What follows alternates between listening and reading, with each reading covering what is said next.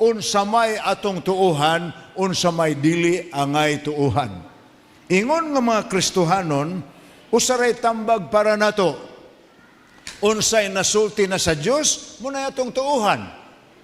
Ang bisan unsa nga wa mo haom sa gisulti sa Dios, ayaw tuuhi, ayaw dawata. Muna na ay awit sa Heritage Singers nga paborito nako, paborito pod tingali sa daghan ninyo kanang pinulungan nga tulo ka buok. God said it, I believe it, and that settles it. Unsay gisuto sa Dios, mo'y akong tuuhan, sulbad ang problema, wa na ko'y kalibog. Unsay but pasabot ana. Bisag unsa pa'y imong mabatian, isukod na og unsay napadayag sa Biblia. God said it, I believe it, that settles it. So, og makadungog kag butang nga bag-o sa imong huna-huna, ug gusto ka mahibaw tinuod ba na or dili, susiha ang gisutis kasulatan, kalabot ni ana. Naay pinulungan ang si Moises, nagsuwat diri sa Deuteronomio 29, versikulo 29. Memorize nis daghan ato mga layko, bisan sa ubang kaigsuonan nga karaan sa pagtuo. Kanang bersikulohan nag-ingon nga, ang tanang butang nga angay mahibaluan, gipadayag na kanato sa Dios. So ang butang nga wa niya ipadayag, ang dili nato angay mahibaluan. Sa to pa, naada ay mga butang nga di ta angay mahibalo, wa na ipadayag sa Dios.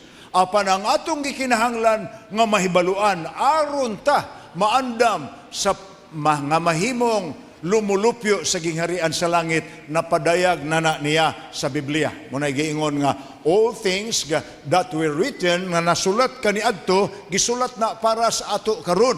Apan sa Deuteronomy 29:29, giingnan ta nga, ang butang nga bag-o sa imong nadunggan, nga supak sa gisutis Biblia, ay na tuuhi, kay wa na ipadayag sa Dios, kay wa man na kinahanglan na aron ta maluwas. Naapagilig-on nga pinulungan nga gisulti ni Isaiah sa Isaiah 8:20, nga nag-ingon siya, to the law and to the testimony, if they speak not according to these things, it's because there is no light in them. Sa Bisaya pa na, ngadto sa kasuguan, ang pulong sa Dios, o ngadto sa pagpamatuod, which is another name for the Word of God, pagpamatuod.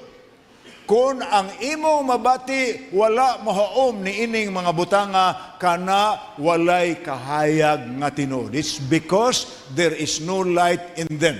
So, gamay nga pahinumdum lang ni para ninyo. You may entertain anything you can see in the social media or what you can hear in the TV or in the news, but every time moabot sa imo ang kalibog, always measure it with what the Bible says. Ayaw gina kalimti. Nga naman, kay ang butang nga angay nato mahibawan aron ta maluwas, napadayag na.